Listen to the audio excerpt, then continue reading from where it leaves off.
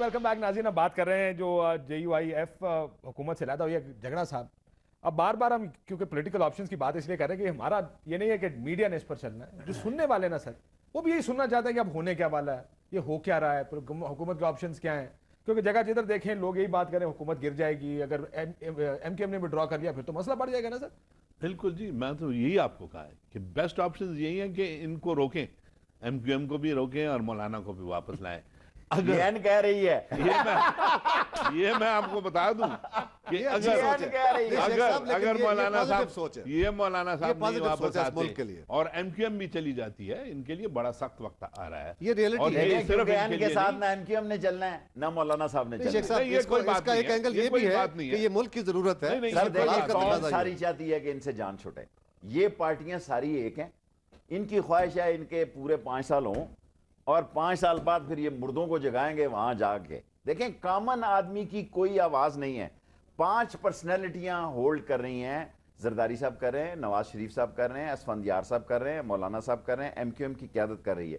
बाकी लोग आपको पता है वो मैं क्या कहूं, क्या दे शेर साहब की राय अपनी जगह, लेकिन ये भी आप देख लें, आप सर्वे कर लें, इंशाल्लाह अल्लाह का करम है। ऐसी कोई बात नहीं है। आज पूरी कौम की नजरें PMLN और नवाज शरीफ पे लगी हुई है। ये अगर कोई कहे कि मैं शेख साहब का बीपर किसी जगह सुना था, आज या कल की बात थी, आप टीवी पे किसी जगह बात करते उन्होंने कहा ये पावर पॉलिटिक्स है। जी जी, ये कैसी पावर पॉलिटिक्स है? मुस्लिम लीग नून पावर में नहीं आना चाहती है सर। नहीं नहीं, देखिए पावर में मुस्लिम लीग नून अपने वक्त पे आएगी इंशाल्लाह। देखें, गुजारिश हम ये नहीं ये बाज लोग आस लगाए बैठे हैं, झगड़ा साहब अगर इजाजत दें तो आस लगाए बैठे हैं कि सारे गंदे काम पीपल्स पार्टी से करवा लें और इन दी एंड इनको ये इतनी सादा नहीं है Asif Zardari, try to understand, यानी इतने बोले नहीं है जितना बोला इन्होंने इनको समझा हुआ है। ये अंदर से बड़े मीसने, बड़े समझदार मीसने, सॉरी गैर पार्लिमानी, बड़े होशियार के हैं। I withdraw my word. So मीसने पंजाबी में इतना इसका ठीक है, राइट। द थिंग इज, देखें फाइनेंशियल कंडीशन इनसे ठीक नहीं हो रही। जिस काम को ये करना, ये समझते हैं कि उस तरह मार दे दी जाए। अगर लोग सड़कों पर आएंगे तो अब किसी शख्स के लिए नहीं आएंगे, अपने लिए आएंगे। ट्राई टू अंडरस्टैंड, किसी के लिए, उनके लिए वो दर्द मोहब्बत, या बाज लोग हैं जो समझते हैं कि यार इनको टिकट मिलना है, इस पार्टी के वोट हैं, इसका इमेज है। किसी पार्टी की सूरत हाल वो नहीं है जो इलेक्शन के वक्त थी। अगर किसी को गलतफहमी है, और कोई पार्टी इस इलेक्शन में कूदना भी नहीं चाहती, वो कहते हैं यही रहे, हम रहे उधर खड़े रहे तो बहुत है। उनका ख्याल है कि ये जब इलेक्शन का टाइम आएगा तो ये इतने खराब हो चुके होंगे, इतने, ये नहीं, ऐसा नहीं होगा। देखिए इनकी भी वो कहते हैं अपने वजन के नीचे दब जाएंगे, बेहतर है। ये इनकी सोच है। वरना आम फहम ख्याल ये है, देखें 11 दफा इन्होंने आसफ जरदारी साहब के साथ खाना खाया, अभी फिर जा रहे बटेरे खाने। और चलें, ये तो चाइनीज का मसला है, ये तो बिल्कुल शेख साहब कल भी हमने क्लियर। देखें ये चाइनीज का मसला इज अ डिफरेंट सिचुएशन। लेकिन 11 खानों में आसफ जरदारी ने कोई इनसे सियासी बात नहीं की।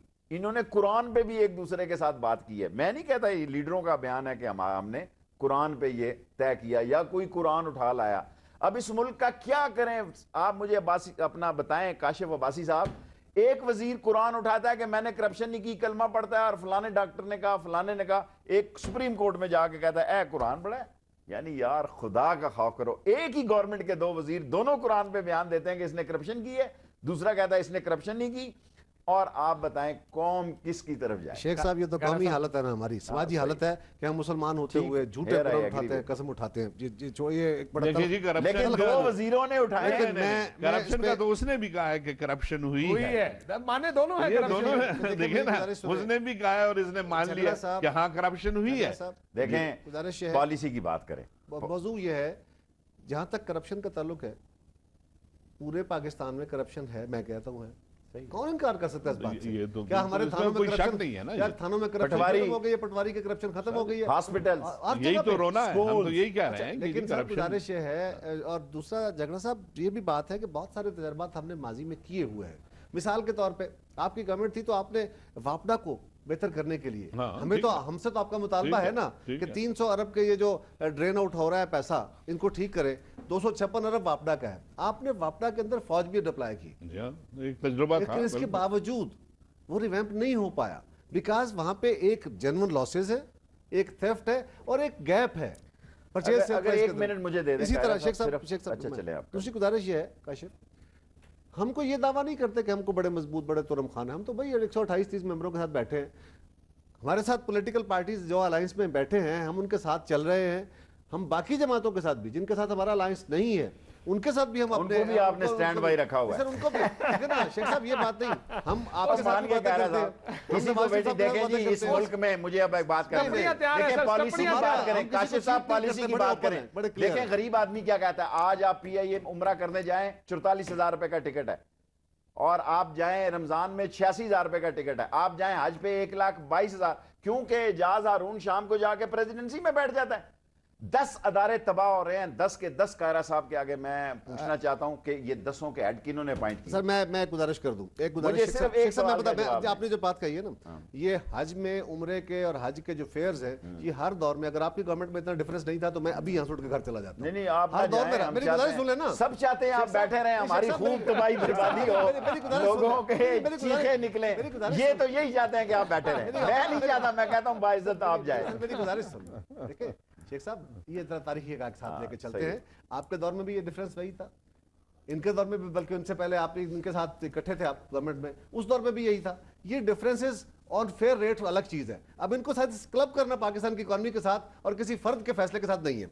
जहां तक ये बात है काशिफ उन 10 इदारों का, शेख साहब ये बिल्कुल दूसरी कोई राय नहीं है, मैं एग्री करता हूं आपसे कि उन इदारों के अंदर 250-300 अरब रुपया ड्रेन आउट होता है। मुझे बताएं कारा साहब, आप इस मुल्क के वजीर, मुझे एक सवाल है, एक आप वजीर आजम हो, आपको कहें OGDC का चेयरमैन लगाएं, आप अदनान ख्वाजा को लगाएंगे मैट्रिक फेल को। मैं आपकी बात बड़े थमल से मुझे जवाब देने चलें ठीक। 256 अरब रुपया वापडा का ड्रेन आउट होता है, उसमें से कुछ चोरी है, कुछ लॉसेज है, फाटा के अंदर, बेलस्तान के अंदर, वहां पे खाली काशिफ नहीं है। देखिए ना, आप जो बात मैं करने लगा पहले मुझे वो तो जवाब 9 करोड़ रुपया कनाल जमीन कायरा साहब। शेख साहब जहां तक मुझे नहीं पता उसकी कीमत क्या है, लाहौर शहर में इससे भी कीमती जमीनें होंगी, इससे सस्ती भी होंगी, मैं किसी का वकील नहीं हूं, मैं सिर्फ ये बात कर रहा हूं। राव शकील को पहले 3 अरब की करप्शन का इल्जाम, ECL पे नाम, ये सारे बंदे आपको मुल्तान से क्यों मिलते हैं? गुफ्तगू इस तरह नहीं हो सकेगी, लेकिन ना ये देखें शेख साहब, इस तरह गुफ्तगू नहीं हो सकती। अच्छा चले आप, अगर आप मुझे आर्गूमेंट जहां पे आपका आर्गूमेंट कमजोर हो गया है, आप उस आर्गूमेंट में मुझे जाने नहीं देना चाहते। चले अब मैं अगर आप इंटरप्ट करना चाहते हैं, शेख साहब ने आर्गुमेंट उठाया उसका जवाब दे। सर मैं सिर्फ सारे बंदे मुल्तान से क्यों मिलते हैं? मैं सर आपसे बताने लगा पहले जो आपने पहले सवाल किया था मुझे उसका जवाब देने दें। कौन से उसके बाद जो मैं आपने कहा था कि वो कहां जाता है पैसा, तो मैंने कहा वो पैसा ड्रेन आउट होता है, लेकिन उसको मैं तो बैड अपॉइंटमेंट्स की बात कर रहा हूं, जो शेख साहब ने नुक्ता उठाया, अदनान ख्वाजा का जवाब दें, भाईजान नियाजी का जवाब दें, राव शकील का जवाब दें, कहीं ये बंदे आते कहां से हैं, इनको लगाता कौन है, वजीर आजम का बराह रास्त फोन क्यों जाता है? डिस्कशन हम कर रहे हैं सर, ये प्रिंसिपल डिस्कशन है ना कि आपकी बैड अपॉइंटमेंट्स भी तो है भाई। अपॉइंटमेंट हर दौर में यकीनन हुई, अगर कोई बैड अपॉइंटमेंट थी तो हमने वापस भी ली थी, ये बात नहीं है। राव शकील इसी मुल्क का एक सरकारी अफसर था, उसकी अपॉइंटमेंट के दौरान अगर उसने गलत फैसला किया तो उसको पकड़ा भी उसी वजीर आजम ने, उन्होंने सैक किया। ये बात नहीं, आज अगर राव शकील का कोई तल्लक था, आज FIA के हिरासत में वो बयान देता ना आगे सामने, ये कोई खाली बात ऐसी थोड़ी है कि राव काशिफ को वजीर आजम ने लगा दिया। सर मैं तो खाली ये कह रहा हूं कि अगर मेरे पे कायरा साहब आपकी एक अपनी फैक्ट्री है, आपकी फैक्ट्री है, मेरे पे 2 अरब की करप्शन का ऑलरेडी इल्जाम है, जहां किसी और चीज का आप मुझे अपनी फैक्ट्री में लगाएंगे? किस पे?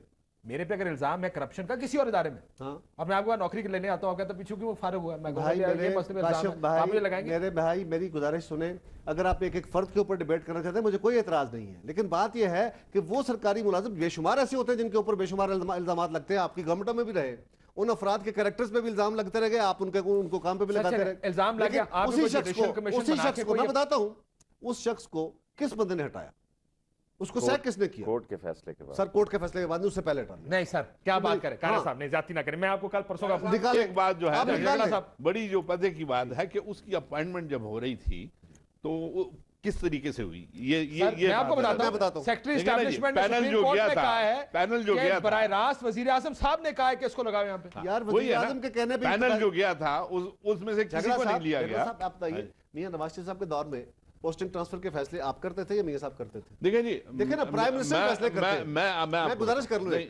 पैनल के अंदर फैसला किया, नहीं प्राइम मिनिस्टर कर रहे, लेकिन मुझे ये मालूम है कि Nawaz Sharif on his own फैसले नहीं करता था, बाकायदा मेरिट पे जरूर वो बात करता था, हर एक बात पे ये कहता था कि जो भी फैसला करना है, जो भी ट्रांसफर करनी है, जो भी पोस्टिंग करनी है। गलत अपॉइंटमेंट नहीं होती थी?